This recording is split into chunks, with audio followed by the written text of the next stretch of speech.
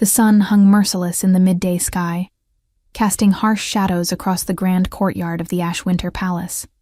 Aurora Everthorn stood at the center of a circle of onlookers, her white skin flushed with humiliation, her blonde hair catching the light like spun gold being offered as sacrifice.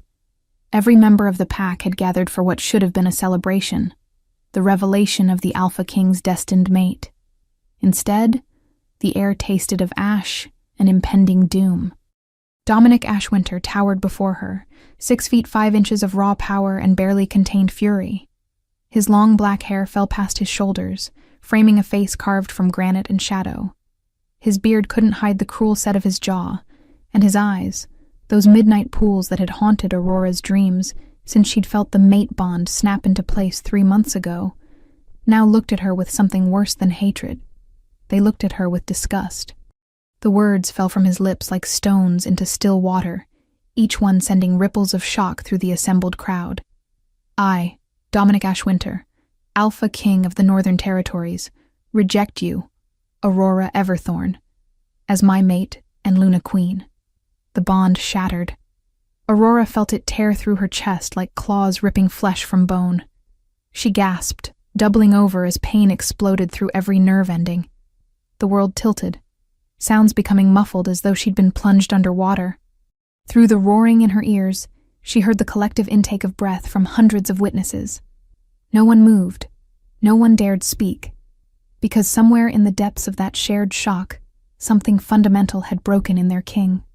Dominic's eyes flashed from midnight blue to molten gold, his wolf rising to the surface with a snarl that shook the very foundations of the palace. His hands clenched into fists, bones cracking audibly as he fought for control. The rejection should have freed him. Instead, it felt as though he'd just severed his own soul. Aurora straightened slowly, her hand pressed against her chest, where the phantom bond still burned like an open wound. When she lifted her eyes to meet his, Dominic saw something that made his wolf howl in anguish. Not tears, not pleading, but a strange, terrible relief. Her voice, when it came, was barely a whisper, yet it carried across the silent courtyard with crystalline clarity. Then your rejection is my freedom. She turned and walked away, her spine straight despite the pain radiating through her body with each step. The crowd parted before her like water before stone. And Dominic Ashwinter, the most powerful alpha in 5 generations, the king who had never bent knee to any creature living or dead, felt something crack deep inside his chest as he watched her go. His beta, Marcus, appeared at his elbow, voice low and urgent. My king, perhaps we should retire to the throne room. Before we continue with the story, tell us where you're watching from and how old you are. I hope you enjoy the story. Dominic didn't answer. He couldn't, because his wolf was screaming, thrashing against the cage of his control, demanding he chase after her, claiming their mate, mark her, keep her, protect her. The rejection hadn't severed the mate bond completely, not on his end. It hung there like a thread of fire connecting his heart to her retreating form, growing thinner and more agonizing with each step she took away from him. A low growl built in his throat, rising in pitch and volume until it became a roar that sent birds scattering from the palace towers. His body began to shift, bones cracking and reforming as his wolf fought for dominance. Everyone out, Marcus commanded, his alpha authority the only thing that could penetrate the crowd's frozen terror. Now, the courtyard emptied in seconds, people fleeing before their king's rage could find a target. Only Marcus remained, watching as Dominic fell to his hands and knees, fighting the transformation with everything he had. Because if he shifted now, if he let his wolf take control, it would hunt Aurora down and refuse to let her go. And after what he'd just done, he had no right to her. No right at all. 3 months earlier, Aurora had arrived at the Ashwinter court as part of a diplomatic envoy from the Everthorn territory, a small, struggling pack on the eastern borders. She'd been introduced as a translator and scribe, nothing more. Omegas rarely held positions of importance, their status making them targets for ambitious alphas who saw them only as prizes to be won and controlled. But Aurora had carved out a place for herself through sheer intelligence and an uncanny gift for languages. Dominic had noticed her immediately. though he'd told himself it was only because she was beautiful, in an ethereal, almost fragile way that seemed out of place among the harsh warriors and politicians of his court. When the mate bond had snapped into place during a formal dinner, the force of it had nearly driven him to his knees. Across the table, Aurora's water glass had shattered in her trembling hand, her eyes going wide with recognition and fear. He'd dismissed the court immediately, ignoring the curious glances and whispered speculations. That night, he'd stood on his balcony and stared at the moon, feeling the bond pulse with golden warmth, calling him to go to her. He'd resisted, because Dominic Ashwinter had learned long ago that wanting something, needing someone, was the surest path to destruction. His father had been a brutal king, ruling through fear and violence. His mother, a gentle Luna from a smaller pack, had loved his father with a devotion that bordered on worship. Dominic had watched that love destroy her slowly, had seen her fade day by day as his father's cruelty and infidelity wore her down to nothing. She'd died when Dominic was 16, her heart literally giving out from the pain of a bond twisted into torment.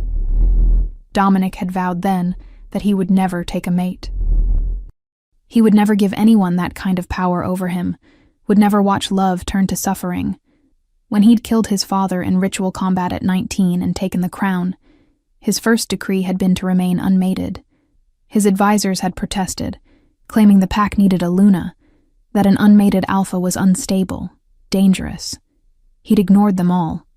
And then Aurora Everthorn had walked into his life and shattered every wall he'd built. For 3 months, he'd avoided her while simultaneously finding himself drawn to wherever she was. He'd catch glimpses of her in the library, her blonde hair falling like a curtain as she bent over ancient texts. He'd see her in the gardens, speaking softly to the flowers as though they could understand her. The bond had grown stronger each day, the wolf inside him growing more insistent, more possessive. His behavior toward her had been cold, almost cruel. He'd assigned her the most tedious tasks, had criticized her work in front of others, had done everything possible to push her away. But late at night, he'd found himself standing outside her door, fighting the urge to knock, to apologize, to claim her as his own. Then his advisors had demanded he choose a mate from among the high-born alphas and betas being paraded before him. The pressure had mounted for weeks. When they'd discovered Aurora was his true mate, likely through palace gossip and the undeniable pull between them that even blind men could see, they'd been horrified. An Omega Luna, a woman from a weak pack with no political influence. It was unthinkable. Lord Castellan, his chief advisor, had been blunt. If you take her as mate, you will be seen as weak. The other territories will revolt. Your father's enemies will resurface. You'll undo everything you've built. Dominic had listened to those arguments, had let them feed the fear already living in his heart. And this morning, when Aurora had been summoned to the courtyard under the pretense of a public announcement, he'd made his choice. He'd rejected her in front of everyone, believing it would protect them both, believing it would free him from the terrifying vulnerability of love. He'd been catastrophically wrong. Now, as the sun began its descent toward the horizon, Dominic sat alone in his private chambers, his body finally his own again after hours of battling his wolf for control. The room was destroyed. Furniture lay in splinters.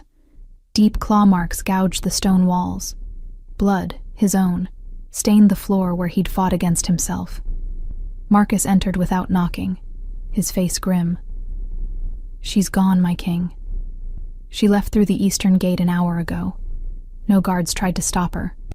After what happened in the courtyard, no one dared approach." "Good," Dominic said, his voice raw. "It's better this way." "Is it?" Marcus's tone held an edge of challenge that few would dare use with their king.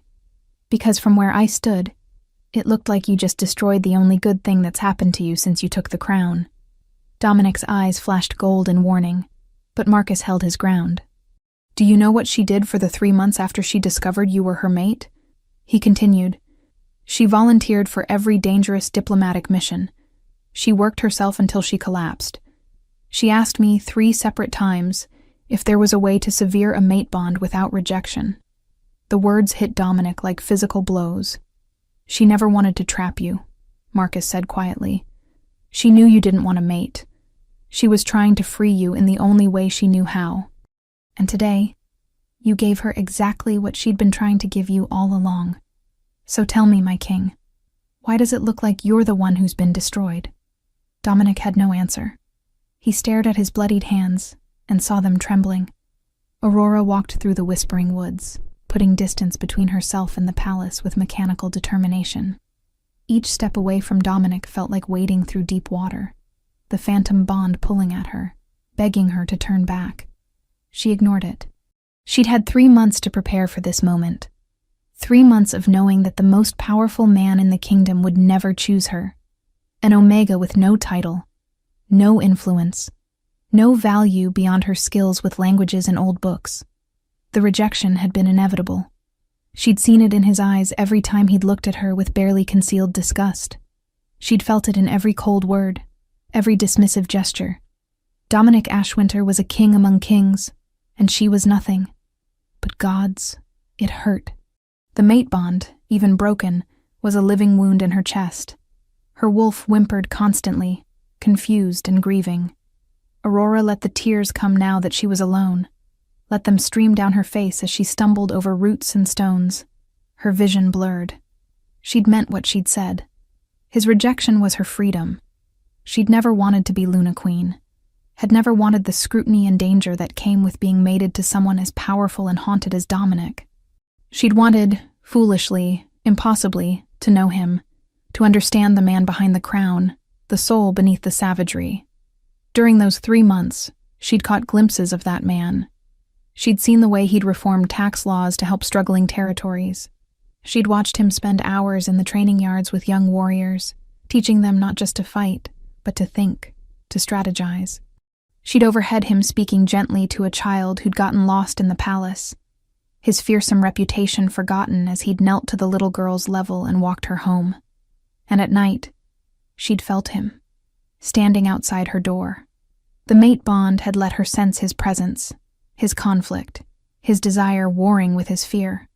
She'd pressed her hand against the wood and wished she had the courage to open it, to face him, to demand they deal with the bond between them like adults. She never had. And now it was too late. A branch snapped behind her. Aurora whirled, her heart hammering, expecting wolves from a rival pack or bandits who preyed on lone travelers. Instead, she saw 3 figures emerging from the shadows. Not enemies. Escorts. Lady Everthorn, the lead guard said, bowing slightly. Your brother sent us. We're to see you safely to the border. Aurora wanted to refuse, to send them away, but she was exhausted and heartsick, and she knew these woods were dangerous. She nodded, falling into step with them. One of the younger guards, a woman named Sarah, moved closer. If it matters, my lady, what he did today was wrong. We all saw it. The whole pack is in chaos. Half of them think the king has gone mad. Aurora shook her head. He made his choice. I won't fault him for it. But Sarah was right. Back at the palace, chaos reigned. The rejection had sent shockwaves through the pack hierarchy. Dominic's advisors were in emergency session, arguing about what to do. Younger wolves whispered about challenging the king, claiming he'd become unstable. The older wolves remembered the signs, the way Dominic's father had descended into madness after his mate's death, and at the center of it all, Dominic Ashwinter sat on his throne and felt nothing. The numbness was almost a relief after hours of agony. He'd sent scouts to ensure Aurora reached the border safely, had made it clear that anyone who harmed her would answer to him personally. It was the least he could do. The only thing he could do. Lord Castellan approached, his expression troubled. My king, we need to discuss the succession. If you won't take a mate, then we must name an heir. Your cousin Reginald has been making inquiries. Dominic's eyes snapped to the advisor. Reginald is an ambitious fool who'd destroy this kingdom within a year. If anyone suggests him again, I'll have them stripped of title and lands. Then what do you propose? The elder man's frustration was evident. You've rejected your true mate. The pack is unstable. Your rule is being questioned. You must give us something, some assurance that you haven't been driven mad. I propose, Dominic said coldly, that you remember who sits on this throne and who kneels before it. I am Alpha King by right of blood and conquest. My mate bond, or lack thereof, is no one's concern but my own.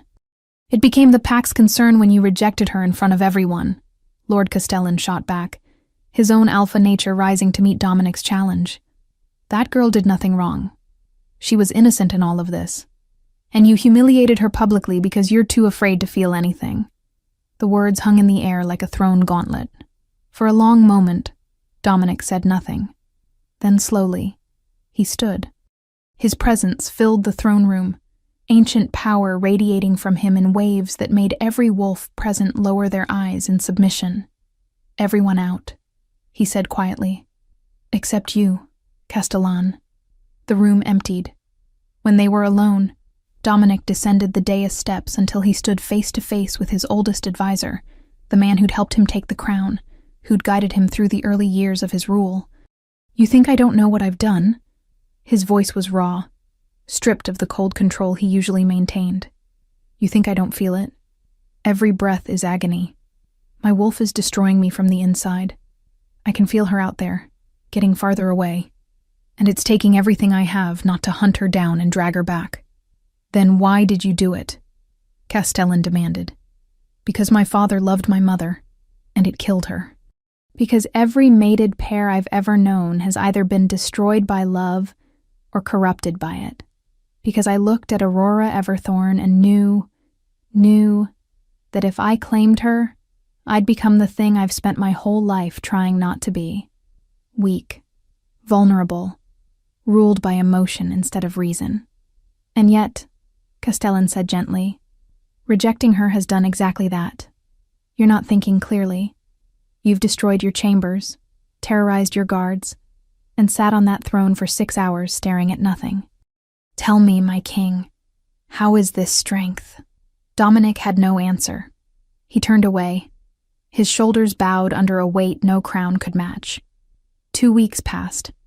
Aurora had returned to her family's small territory on the eastern border, a place of rolling hills and ancient oak forests. The Everthorn pack numbered barely 200, most of them farmers and craftspeople. They'd welcomed her back with sympathy and carefully averted eyes, knowing what had happened but not speaking of it. Her brother, Thomas, had been furious on her behalf, had wanted to march to the capital and demand satisfaction. Aurora had talked him down, reminding him that challenging an Alpha King was suicide, that Dominic had done what he thought was right. But in the quiet hours before dawn, when sleep eluded her and the phantom bond ached like a missing limb, Aurora let herself feel the full weight of her loss. Not just the mate she'd never have, but the future she'd glimpsed in those rare moments when Dominic had let his guard down. She'd seen the man behind the crown, vulnerable and yearning, and she'd loved him for it. The rejection hadn't killed that love. She was beginning to suspect nothing would. One morning, she woke to the sound of howls in the distance, not the friendly songs of her pack, but war cries. She dressed quickly and ran outside to find Thomas organizing the warriors. What's happening? Malachi's pack, he said grimly, referring to their neighbors to the north. They're raiding our border farms. This is the 3rd attack this week. Aurora's blood ran cold. Malachi was an alpha known for his brutality and his hatred of anyone he perceived as weak. The Everthorn territory had been on his list of conquests for years, but they'd always been protected by treaties and the threat of intervention from larger packs. Why now? She demanded. Thomas gave her a look heavy with meaning. Why do you think? Word spread fast about your rejection. Malachi sees us as unprotected now. If the Alpha King doesn't value an Everthorn enough to keep her as mate, why would he protect our territory? The realization hit Aurora like a physical blow. This was her fault. Her rejection had made her entire pack vulnerable. She grabbed her brother's arm. Send word to the capital. Ask for aid. Aurora, he said gently, I don't think the Alpha King will answer. Try, she insisted. Please. At the palace, Dominic received the message 3 days later. He'd spent those weeks in a haze of violence and political maneuvering, crushing dissent with brutal efficiency, taking out his rage on the training grounds, until even his best warriors refused to spar with him. The message from the Everthorn territory sat on his desk, unopened, for 2 hours before Marcus finally confronted him. "It's from her brother," his beta said. "They're under attack." Dominic's hand stilled on the map he'd been studying. The Everhorns have their own warriors, barely 50 trained fighters against Malachi's 200.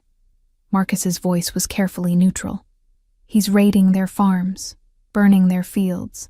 They're asking for aid under the Eastern Territory's protection treaty. Send Lord Halifax with a garrison. That should be sufficient. Lord Halifax is a diplomat, not a warrior. And you know as well as I do that Malachi won't back down unless you go yourself." Dominic looked up, his eyes blazing. "You expect me to ride to her rescue like some lovesick fool? I rejected her. I have no obligation to the Everthorn pack beyond what treaty demands." Marcus leaned forward, his expression hard. "Malachi is attacking them because you rejected her. He sees them as unprotected, as easy prey. If you let this continue, you'll be telling every ambitious alpha in the kingdom that rejection is a weapon they can use. You'll be admitting that your word, your protection, means nothing." The logic was sound. Dominic knew it. But the thought of seeing Aurora again, of being in her presence while the broken bond screamed between them, was almost more than he could bear. Then he imagined her in danger. Imagined Malachi's warriors burning through the Everthorn territory. Imagined Aurora facing down soldiers with nothing but her courage and her brother's inadequate guard.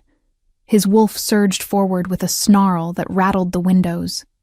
"Prepare the warband," he said, his voice gone deadly soft. "We ride at dawn." "Tell her," Marcus said quietly. "Send a message to Lady Everthorn. Let her know you're coming." "No." Dominic's jaw clenched. "This isn't about her. This is about maintaining order in my kingdom." But they both knew it was a lie. Aurora stood on the wall of her family's small keep, watching smoke rise from the northern farms. Malachi's raids had grown bolder, his warriors venturing closer to the heart of the territory with each attack. Her brother's fighters had managed to hold them off so far, but losses were mounting. 3 warriors dead, a dozen wounded, and food stores burning. She'd sent 3 more messages to the capital. None had been answered.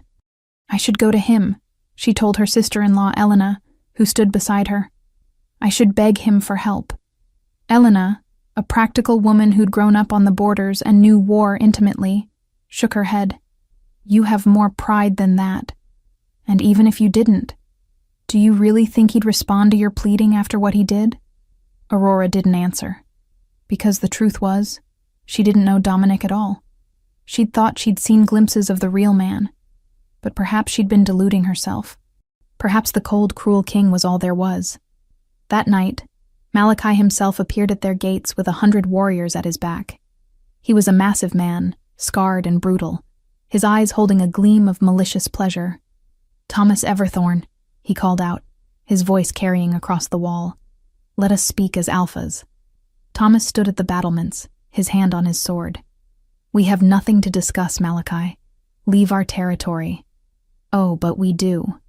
Malachi's smile was a predator's grin. "I have a proposal. Give me your sister, let me make her my mate, and I'll call off the raids. I'll even swear to protect your pathetic little pack."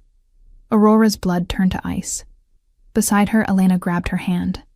"Never," Thomas roared. "She is not a bargaining chip. No? Then she's nothing. Even the Alpha King didn't want her." Malachi's laugh was cruel. "I'm offering you a chance to save your people, Everthorn. Think carefully." Before Thomas could respond, Aurora stepped forward. "I'll do it." "No?" Thomas turned to her, his face stricken. "Aurora, no." She looked at her brother, this man who'd protected her their whole lives, who'd taken her in without question when she'd returned from the capital broken and grieving. The Everthorn pack was small, but it was home. These people were family. "How many more will die if we refuse?" she asked quietly. "How many children will go hungry when all the farms are burned?" "We'll find another way." Thomas grabbed her shoulders. "We'll fight. We'll send to other territories, Forge new alliances. There is no time. Aurora pulled away, turning to face Malachi. She raised her voice. I accept your proposal, with conditions. Malachi's eyebrows rose. You're in no position to make demands, little Omega. If I'm to be your mate, then you swear a blood oath. The raids end immediately. The Everthorn territory remains autonomous. My brother remains alpha here, and you will provide reparations for the damage you've caused. The silence stretched. Then Malachi laughed, a sound devoid of humor. You have spirit. I'll give you that. Very well. I'll swear your blood oath. Tomorrow at dawn, you come to my territory for the mating ceremony. Until then, I'll call my warriors back as a show of good faith. He turned to leave, then paused. And Aurora? He looked back at her, his eyes cold. Don't think of running. If you're not at my gates by dawn, I'll burn every farm, every home, every living thing in this territory to ash. The Alpha King has made it clear you're not worth protecting. No one is coming to save you. The warband rode through the night, 300 of the kingdom's finest warriors following their king. Dominic pushed them hard, harder than was wise, but his wolf was in control now, driving him forward with single-minded intensity. He could feel Aurora through the broken bond, could sense her distress even across the miles. Something was wrong. Something was very, very wrong. Marcus rode beside him, maintaining the punishing pace without complaint. We'll reach the Everthorn territory by morning if we keep this speed. Not soon enough, Dominic growled. Push them harder. My king, the horses will collapse. Then we run on 4 legs. It wasn't an idle threat. 20 miles from the Everthorn border, Dominic shifted, his massive black wolf bursting free in an explosion of power. Behind him, 300 warriors followed their king's lead, the warband becoming a pack, a tide of fur and fang and ancient fury flowing across the landscape like a storm made flesh. They arrived at the Everthorn keep 3 hours before dawn. Thomas Everthorn stood at the gates, his face haggard. When he saw Dominic shift back to human form, naked and unconcerned about his lack of clothing, relief and fury warred on his face. You're too late, he said hoarsely. She's gone. Dominic's blood turned to ice. Explain. Now. Thomas told him everything. Malachi's raids, the proposal, Aurora's acceptance. By the time he finished, Dominic was trembling with barely suppressed rage. Where is Malachi's territory? North, about 15 miles. But you won't reach her in time. She left an hour ago. She'll be there by dawn. Dominic turned to Marcus. Half the warband comes with me.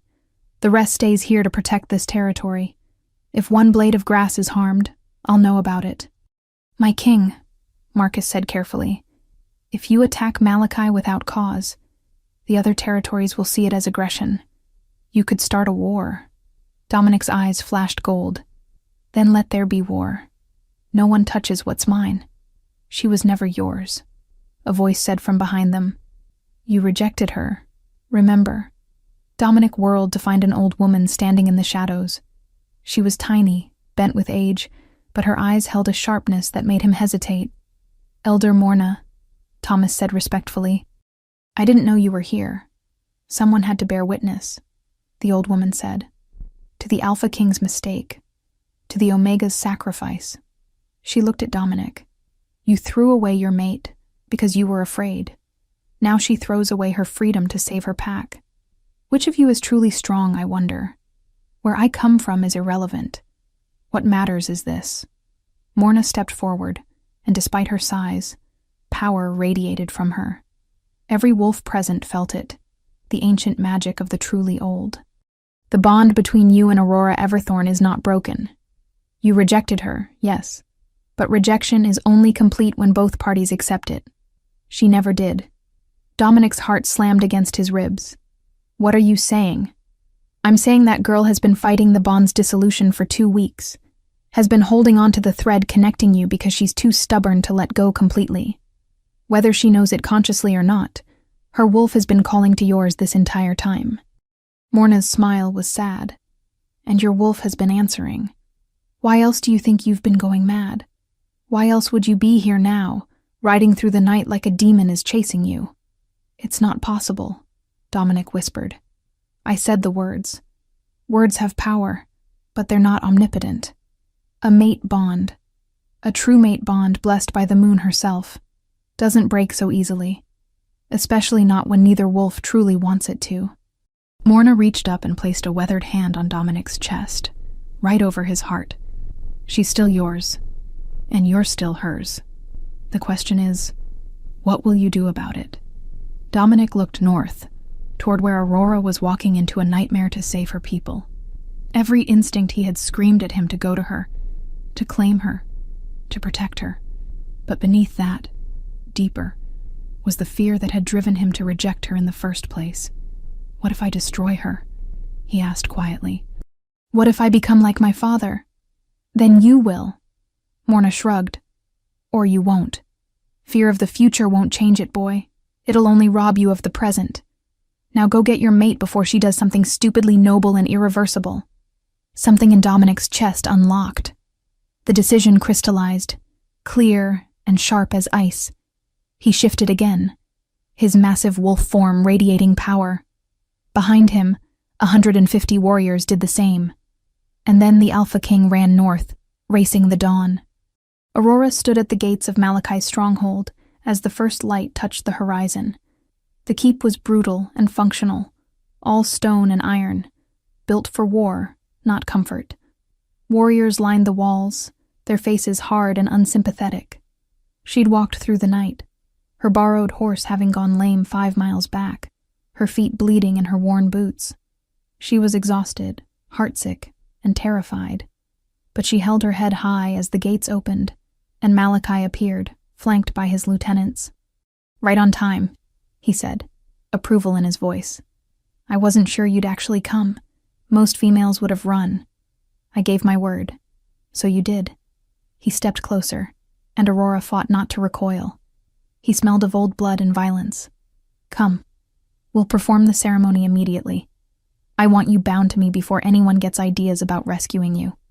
"No one is coming," Aurora said, each word a small death. "I'm not worth rescuing, remember?" Malachi laughed and grabbed her arm, his grip bruising. "Smart girl. You learn quick." He dragged her toward the keep's entrance. Aurora stumbled, her exhausted body struggling to keep pace. They were halfway across the courtyard when the howls began. They came from everywhere at once, a chorus of fury that shook the very air. Malachi froze, his head snapping up. On the walls, his warriors began shouting, pointing toward the forest. And then they came. Wolves poured from the tree line like a living avalanche, massive and deadly, moving with the coordinated precision of a trained warband. At their head ran a black wolf larger than any Aurora had ever seen, his eyes glowing gold in the dawnlight. Her heart stopped. Dominic. Malachi swore viciously and threw Aurora toward his warriors. "Take her inside. Get her to the ritual chamber. Now." But Aurora wasn't going anywhere. Because the black wolf had seen her, had locked eyes with her across the chaos of the courtyard, and the broken bond between them suddenly blazed to life with such intensity that she cried out, falling to her knees. Dominic felt it too. The bond, not broken after all, roared back to full strength. He could feel Aurora's exhaustion, her pain, her terror, her desperate hope. And beneath it all, he felt her love. Despite everything he'd done, every cruel word and cold dismissal, she still loved him. The realization hit him like a physical blow. And in that moment, staring at his mate kneeling in the dirt of an enemy's courtyard, Dominic Ashwinter finally understood what he'd been too afraid to admit. He loved her too. Loved her with a ferocity that dwarfed every fear, every doubt, every painful memory. And he would burn the world to ash before he let anyone take her from him. The shift happened mid-stride. One moment he was wolf, the next he was man, his body rippling with power as he cleared the remaining distance to Aurora in seconds. Malachi's warriors moved to intercept him, but Dominic moved through them like death incarnate, his claws tearing through armor and flesh with contemptuous ease. Malachi himself shifted, his own wolf form charging Dominic with a roar. They collided in the center of the courtyard, two alphas locked in primal combat.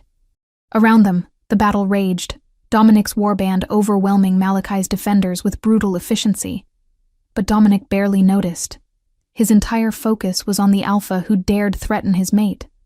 Malachi was strong, vicious, and experienced. But Dominic was an alpha king, descended from a line of killers and conquerors, and he fought with the desperation of a man who'd almost lost everything. It was over in minutes. Dominic's jaws closed around Malachi's throat, and he held the other alpha there, one bite away from death. Malachi's wolf went still, recognizing defeat. Around them, the battle ceased as every wolf turned to watch their leaders. "Submit," Dominic growled, his voice carrying the weight of absolute authority. "Submit or die." For a long moment, Malachi resisted. Then, slowly, he lowered his head, baring his throat further in the ultimate gesture of surrender. Dominic held him there a moment longer, making sure every wolf present understood the message. Then he released him, stepping back and shifting to human form. "The Everthorn territory is under my personal protection," he announced, his voice carrying across the suddenly silent courtyard. "Anyone who threatens it, who raises a hand against its people, will answer to me directly. This is not a treaty obligation. This is a blood oath. They are mine." He turned then, and finally, looked at Aurora. She was still kneeling, her blonde hair tangled and dirty, her dress torn, her feet bleeding. She looked like she'd walked through hell, and she was the most beautiful thing he'd ever seen. Dominic crossed the distance between them and dropped to his knees before her, uncaring that every eye was on them, that he was naked and covered in blood, that he was showing vulnerability in front of enemies and allies alike. "Aurora," he said, his voice rough. "I was wrong. About everything." She stared at him, her green eyes wide with shock and something that might have been hope. "Dominic, what are you doing here?" "I'm here because I'm a fool who almost lost the most precious thing in his life because he was too afraid to hold on to it." His hands trembled as he reached for her, stopping just short of touching her, asking permission. "I'm here because you're my mate, Aurora Everthorn. Not because of the bond, but because I choose you. Because somewhere in the last 3 months, I fell in love with your courage, your intelligence, your kindness. Because even when I was pushing you away, my soul was crying out for yours." Tears spilled down Aurora's cheeks. "You rejected me. In front of everyone. You said I wasn't worthy. I lied." His voice broke. "You're the only worthy thing in my life. I was afraid. Afraid of becoming my father. Afraid of love destroying us both. But these last 2 weeks without you have been worse than any nightmare my father could have created. I've been dying, Aurora. Slowly. Painfully. Because I severed the best part of myself when I rejected you. What if it happens again?" she whispered. "What if you wake up one day and decide I'm still not enough? Then I'll spend every day proving to you that you are." Dominic finally touched her, his hands cupping her face with a gentleness that belied his fearsome reputation. "I can't promise I won't make mistakes. I can't promise I'll always say the right things. But I can promise that I will never reject you again. I will never push you away. I will fight for you, for us, until my last breath." Aurora searched his face, looking for any sign of doubt, any hint of the cold king who'd torn her heart out 2 weeks ago. But all she saw was Dominic, the man beneath the crown, raw and vulnerable and terrifying in his honesty. "I'm still an Omega," she said. "Your advisors will still object. Then they can find new employment." His smile was fierce. "I am Alpha King. I bow to no one. If I say an Omega is my queen, then she's my queen, and anyone who disagrees can challenge me for the crown." He leaned his forehead against hers. "Please, Aurora, give me another chance. Let me prove I can be the mate you deserve." She should have made him work for it. Should have made him grovel. Should have protected her heart against the possibility of future pain. But Aurora had never been good at self-preservation, and she'd loved this complicated, damaged man from the moment the bond had snapped into place. "Yes," she breathed. "Yes, Dominic. I'll be your mate." The bond exploded between them, no longer broken, but blazing with golden light. Every wolf present felt the surge of power, the rightness of it. Dominic pulled Aurora against him, and for the first time in 2 weeks, the constant ache in his chest eased. He buried his face in her hair and just breathed, letting her scent and presence wash over him like absolution. Around them, his warriors began to howl, a song of celebration and victory. Even Malachi's defeated pack joined in, recognizing the completion of a true mate bond, a rare and sacred thing. Marcus appeared with a cloak, draping it around Dominic's shoulders with a knowing smile. "About time, my king." "Shut up," Dominic said without heat. He stood, lifting Aurora into his arms. She protested weakly. "I can walk. Your feet are bleeding. You're exhausted. And I've spent 2 weeks not taking care of you. Let me start now." He looked at Marcus. "Secure the territory. Make sure Malachi understands his oath. And send riders to the capital. Tell them to prepare for a mating ceremony. A real one this time. As you command." Marcus bowed, but his eyes were warm. "Welcome home, my king." The journey back to the Everthorn Keep was nothing like Aurora's solitary walk to Malachi's stronghold. She rode on Dominic's horse, cradled against his chest, his arms around her like bands of steel. The warband surrounded them, protective and celebratory, and the bond between them hummed with contentment, no longer a source of pain, but of comfort. When they reached the keep, Thomas ran out to meet them, his face splitting into a grin when he saw Aurora safe. "Thank the gods." "Thank your king," Dominic said, dismounting and helping Aurora down. "Though your sister did a fair job of saving herself, walking into an enemy stronghold alone. Very brave, very stupid." "I was trying to save my pack," Aurora protested. "You were trying to sacrifice yourself." Dominic's arms tightened around her. "Don't ever do it again. Then don't give me reason to." They stared at each other, the air between them charged. Then Thomas cleared his throat. "Perhaps you two should continue this discussion inside, where there aren't 100 warriors watching." Dominic looked around, seeming to notice for the first time that they had an audience. Many of the warriors were grinning. Marcus was openly laughing. "All of you have patrol routes to run," the king growled. "Go do your jobs." The warband dispersed, still chuckling. Thomas led them inside the keep, where Elena had prepared a room for Aurora. Dominic carried his mate up the stairs, ignoring her continued protests, and set her gently on the bed. "Let me see your feet." "Dominic, I'm fine. Let me see them." His voice held command, but his eyes were pleading. "Please." Aurora relented, extending her legs. Dominic knelt before her and carefully removed her ruined boots. His expression darkened when he saw the blisters and cuts. "You walked all night on these. It's nothing I haven't dealt with before. That ends now." His hands were gentle as he cleaned and bandaged her feet, his touch reverent. "From this day forward, you'll never have to walk alone. Never have to sacrifice yourself. Never have to be anything but exactly who you are. Do you understand?" Aurora felt tears prick her eyes again. "I don't understand you. 2 weeks ago you looked at me like I was nothing. Now you're kneeling at my feet promising me the world. What changed?" "Everything. Nothing." Dominic sat back on his heels. "I think the truth is, I loved you from the moment I saw you. I just didn't know how to handle it. My father destroyed my mother with his version of love. I thought I was protecting us both by rejecting the bond. Instead, I nearly destroyed us both anyway." "Tell me about your mother," Aurora said softly. "Tell me why you're so afraid." So he did. In that quiet room, with dawn light spilling through the windows, Dominic told Aurora about his childhood, about watching his mother fade day by day, trapped in a bond with a man who wielded love like a weapon, about the night she'd died, her last words a whisper that she'd never regretted loving his father, even though it had killed her, about the teenage boy who'd sworn never to let himself be that vulnerable, who'd hardened his heart into something cold and sharp, about the man who'd met Aurora Everthorn and felt every wall he'd built begin to crumble.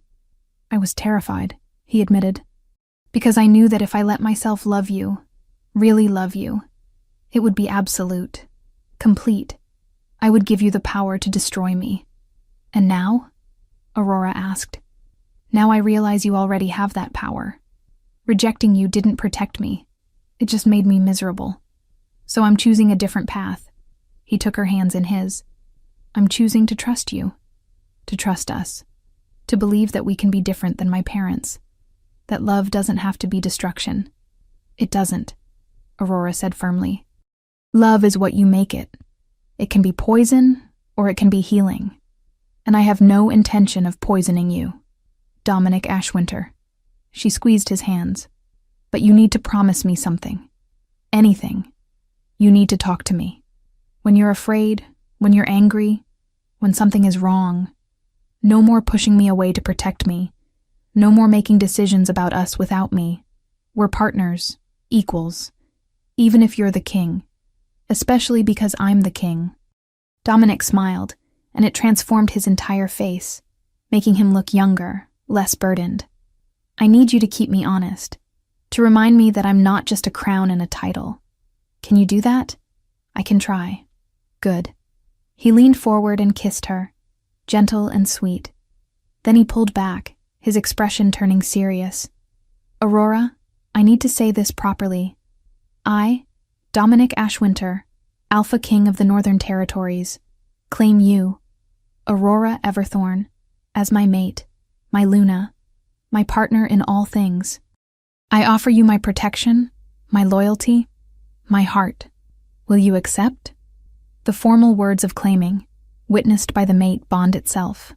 Aurora felt the bond surge, waiting for her response. She looked at the man before her, this complicated mixture of strength and vulnerability, and knew her answer. "I, Aurora Everthorn, accept your claim. I offer you my trust, my love, my truth." She paused, then added with a small smile, "And my honest opinion, even when you don't want to hear it." Dominic laughed, the sound rich and genuine. "I wouldn't have it any other way." The bond completed fully, no longer broken, but whole and golden and perfect. They both gasped as power flooded through them, the ancient magic of a true mate bond recognized and blessed by forces older than kingdoms. When it subsided, they were both trembling. "That was," Aurora began. "Intense," Dominic finished. He looked at her with wonder. "Is it always supposed to feel like that? Only when it's real. Only when both wolves truly want it." They sat there for a long moment, just breathing, adjusting to the completeness of the bond. Then Elena knocked on the door. "Sorry to interrupt, but there's a situation developing downstairs." Dominic sighed and stood, helping Aurora to her feet. "What kind of situation?" "The kind where half the Everthorn pack wants to throw a celebration, and the other half wants to know if the Alpha King is planning to annex their territory." "Definitely not annexing," Dominic said as they made their way downstairs. "Though I am planning to station a permanent garrison here, and upgrade your defenses, and possibly rebuild your keep into something that would actually survive a siege." Thomas was waiting in the main hall, looking amused. "My king, we appreciate the concern, but we've been managing our own defense for generations, and you've done admirably." Dominic's tone made it clear this wasn't negotiable. "But you're part of my family now. That means you get the full protection of the crown, whether you want it or not." Aurora hid her smile. Dominant, overprotective, and utterly impossible to argue with. Yes, this was going to be her life now. Somehow she didn't mind. The next few days passed in a blur of activity. Messages flew back and forth between the Everthorn territory and the capital. Dominic's advisors, upon learning that their king had not only unrejected his mate, but had claimed her in a blood-witnessed ceremony, had varying reactions ranging from resignation to relief. Lord Castellan's message was particularly succinct. "About time, you stubborn fool." A royal wedding was planned, a public ceremony to formally present Aurora as Luna Queen. But Dominic made it clear this was a formality.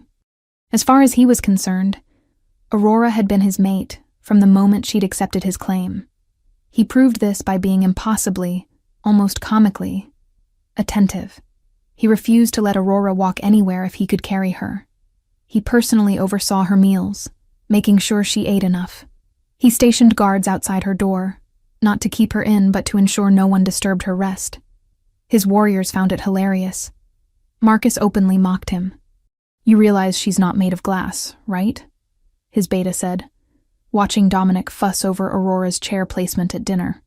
She walked 15 miles through the night and faced down Malachi. "I think she can handle sitting in a slightly drafty dining hall. I'm aware of my mate's strength," Dominic said coolly. "That doesn't mean she should have to endure discomfort when I can prevent it." Aurora, sitting beside him, reached over and squeezed his hand. "I appreciate the concern. But Marcus is right. You're going to drive yourself mad trying to anticipate my every need. That's my prerogative as your mate. It's also going to be exhausting."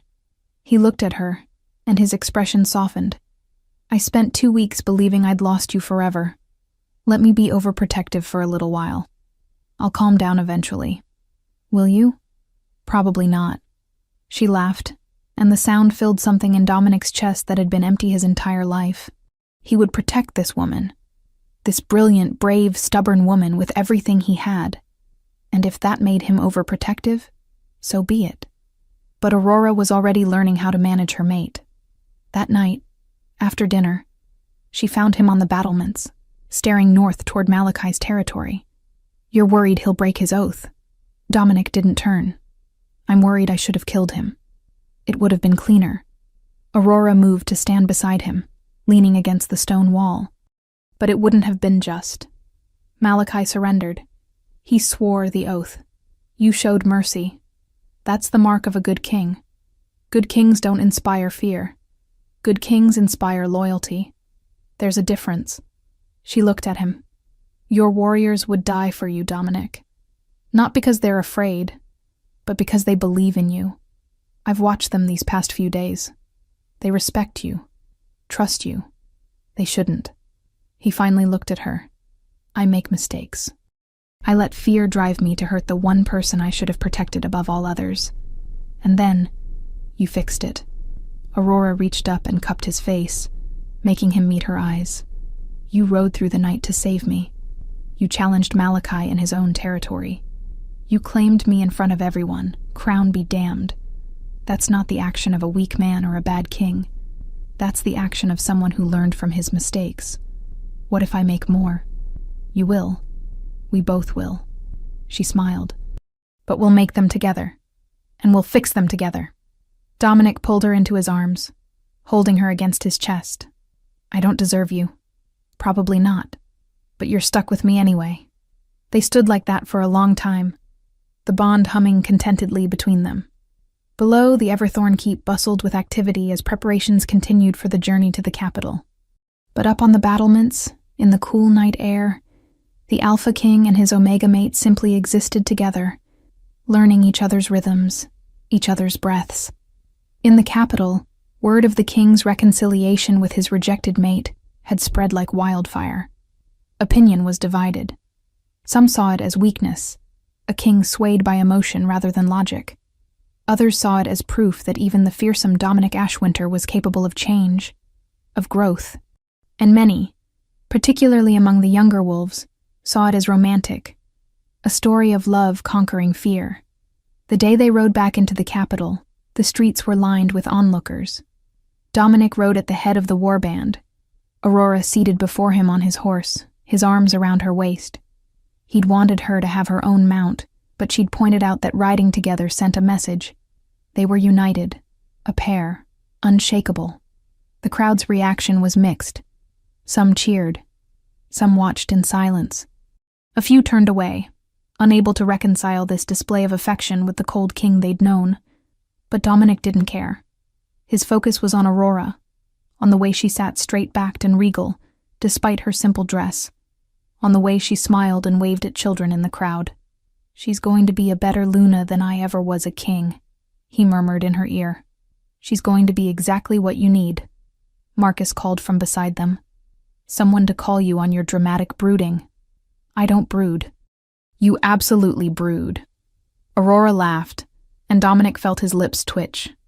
His beta was right. Aurora was exactly what he needed. Someone who saw through his walls, who wasn't intimidated by his power or position, who loved him not despite his flaws, but with full knowledge of them. The palace staff had prepared the queen's chambers, a suite of rooms that hadn't been used since Dominic's mother had died. Aurora walked through them with wonder, touching the tapestries, the carved furniture, the windows that overlooked the gardens. This was your mother's? Yes. Dominic stood in the doorway, unable to enter. I haven't been in these rooms since she died. Aurora turned to look at him, understanding in her eyes. Do you want them redecorated? I can have everything changed. No. He forced himself to step inside. She'd want you to use them, to make them yours. He moved to the window, looking out at the gardens his mother had loved. She used to tell me that love was worth any price. I never understood what she meant. I thought she was just trying to justify staying with my father. And now I think she meant that real love, the kind that nurtures instead of destroys, is worth fighting for, worth the risk, worth the vulnerability. He looked at Aurora. She would have liked you. I wish I could have met her. So do I. They spent the afternoon in those rooms, and slowly, the ghosts of the past began to fade. Aurora placed her few belongings among his mother's treasures, creating a blend of old and new. And Dominic, watching her, felt another lock open in his chest. This was what home felt like. Not a place, but a person. That evening, the palace held a feast to celebrate the return of their king and the claiming of their new Luna. The great hall was packed with nobles and warriors, advisors and dignitaries. Aurora wore a dress of silver and blue, her blonde hair swept up and crowned with a simple circlet. She looked every inch a queen. Dominic couldn't take his eyes off her. The feast itself was a political minefield. Various factions wanted Aurora's ear, wanted to know where she stood on key issues, wanted to measure her influence over the king. She handled it all with grace and intelligence, giving nothing away while charming even the most skeptical nobles. Lord Castellan, watching from beside Dominic, chuckled. She's magnificent. I take back every objection I made. Good. Because I wasn't asking for approval. Nevertheless, you have it. The old advisor grew serious. The kingdom needed this, Dominic.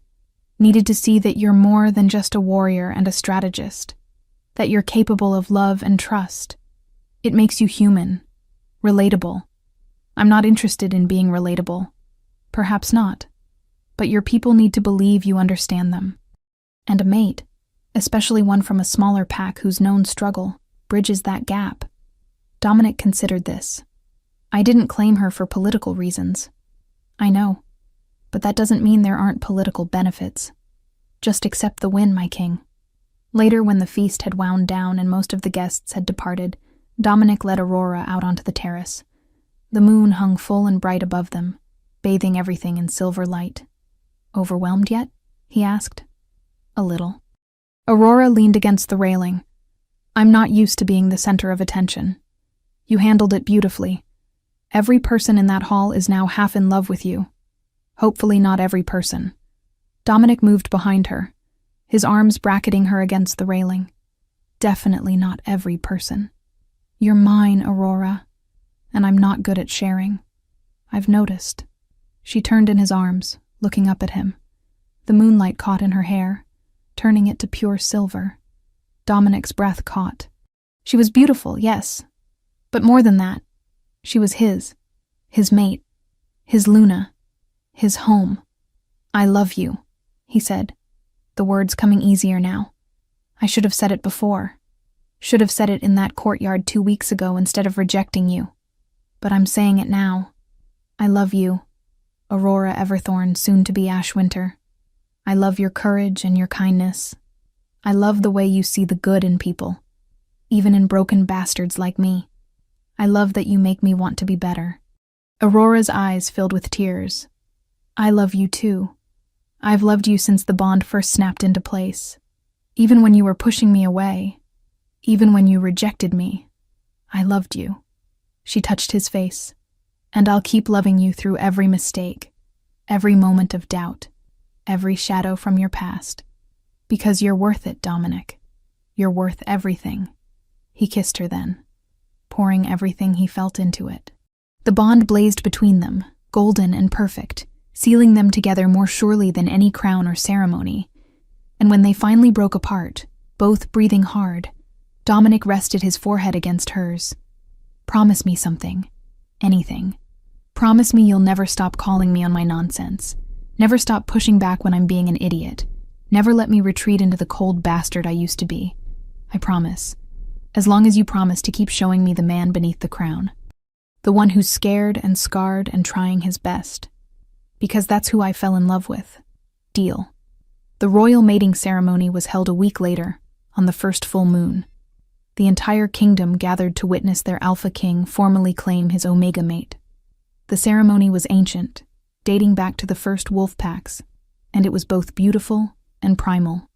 Aurora stood in the center of a sacred circle, wearing traditional ceremonial robes. Around her, the pack formed rings, hundreds of wolves witnessing the bond, and Dominic, dressed in the regalia of his office, entered the circle and held out his hand. "Aurora Everthorn, before the moon and the pack, I claim you as my mate, my Luna, my queen. Do you accept?" She placed her hand in his. "I accept." The bond flared, visible now as golden light that wrapped around them both. The pack howled, the sound rising to the moon itself, and when the light faded, Aurora wore the mark of the Alpha King on her neck, the claiming bite that declared her under his protection for all to see. The celebration that followed lasted 3 days. People came from across the kingdom to congratulate their new Luna, to swear loyalty, to witness the beginning of a new era.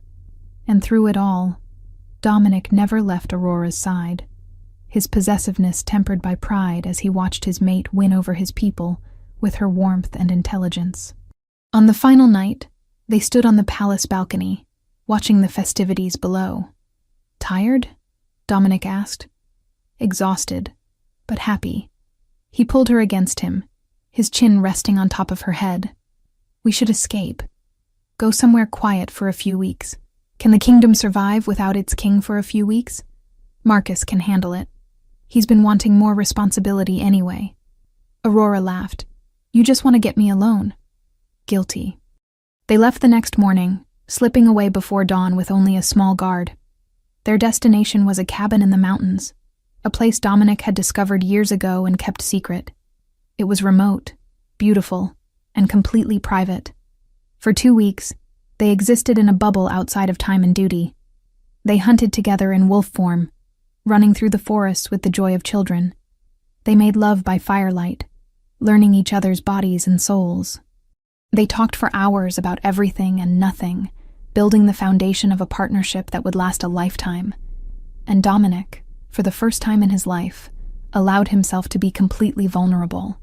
He told Aurora his fears, his doubts, his dreams. He showed her the scars, both physical and emotional, that he'd carried alone for so long. And she held him through it all, never judging, never pulling away. One night, as they lay tangled together beneath furs, Aurora traced the claiming mark on his neck, the one she'd given him during the ceremony. "Do you regret it?" she asked quietly. "Choosing me over a mate who could have brought political advantage?" Dominic caught her hand and brought it to his lips. "I regret that I wasted 3 months being afraid when I could have been with you. I regret that I hurt you with my rejection. But I don't regret choosing you. I never will. You're the best decision I've ever made, even though I'm going to drive you crazy with my stubbornness, especially because of that." They returned to the capital stronger, more connected, ready to face whatever challenges lay ahead. And there would be challenges. There always were. Rival territories to manage, political intrigue to navigate, the constant demands of ruling a kingdom. But they faced them together. Months passed. Aurora settled into her role as Luna Queen, using her intelligence and empathy to win over even the most skeptical nobles. She reformed laws that had disadvantaged Omegas, created programs to support smaller packs, and served as a bridge between the common wolves and their king. And Dominic, inspired by his mate's compassion, became a better ruler, still fierce in battle, still uncompromising with enemies, but more accessible to his people, more willing to listen. The duality of his nature, brutal to the world but tender with Aurora, became legendary. There were stories of him beheading a traitor in the morning, and then spending the afternoon helping Aurora plant flowers in the garden, of him destroying an enemy army, and then returning home to hold his mate while she cried over a sad book. Aurora was the only one who saw every side of him, and she loved him for all of it. 1 year after their mating, Aurora discovered she was pregnant. Dominic's reaction was a mixture of elation and terror that would have been comical if it weren't so endearing. He became even more protective, hovering constantly, until Aurora had to sit him down and remind him that she was pregnant, not dying.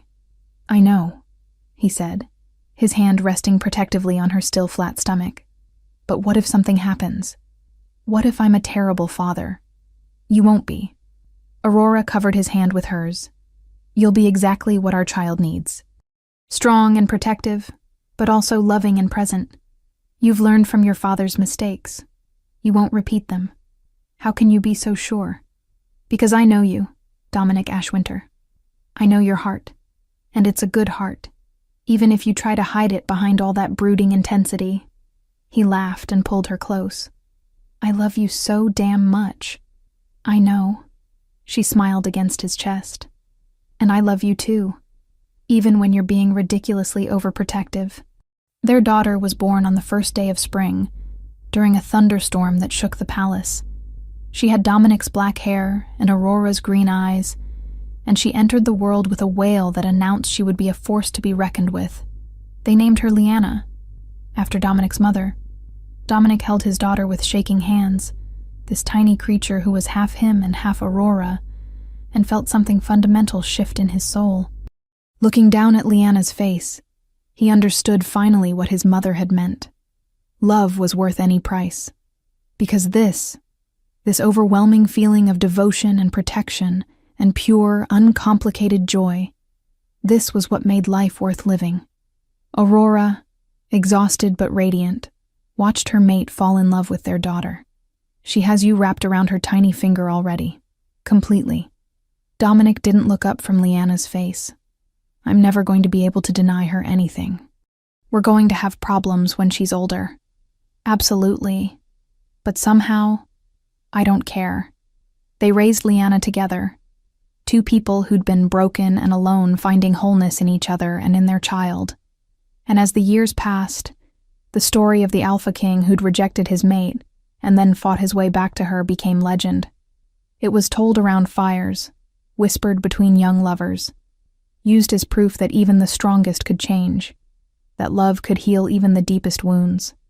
20 years later, Dominic stood on the same balcony where he'd first told Aurora he loved her. His hair was streaked with silver now, his body marked by decades of battle and rule. But his eyes, when they found Aurora approaching across the terrace, held the same fierce devotion they always had. She came to stand beside him, her own hair more silver than gold now, her face marked by years of laughter and tears and life. But to Dominic, she was exactly as beautiful as the day he'd met her. "Do you ever regret it?" he asked. The same question she'd asked him years ago. "Accepting my claim? Tying your life to mine?" Aurora turned to face him fully, her hand reaching up to cup his bearded cheek. "Every single day," she said, her eyes sparkling with mischief. "I regret that I didn't claim you sooner, that I let you waste 3 months pushing me away when we could have been together." He caught her hand and kissed her palm. "My wise, perfect mate. I'm not perfect, far from it, but I'm yours, as I am yours." They stood together in the fading light, two souls who'd found each other against all odds, who'd chosen love over fear, vulnerability over safety. The broken bond had become stronger than any that had never been tested, and as the moon rose over the capital, the Alpha King and his Omega Queen remained exactly what they'd always been, two halves of one whole, perfect in their imperfection, complete in their love.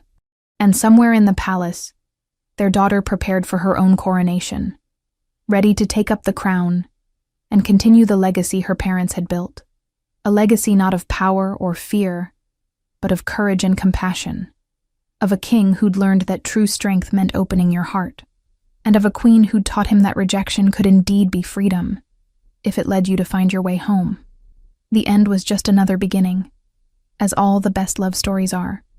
We'd love to hear your thoughts on this beautiful love story. Let us know what you thought of this tale full of emotions and surprises. Tell us your name, where you're watching from, and rate this story from 0 to 10 if it touched your heart. And if you enjoyed the plot, don't forget to leave a like and subscribe to the channel so you don't miss the amazing new stories coming soon. See you next time.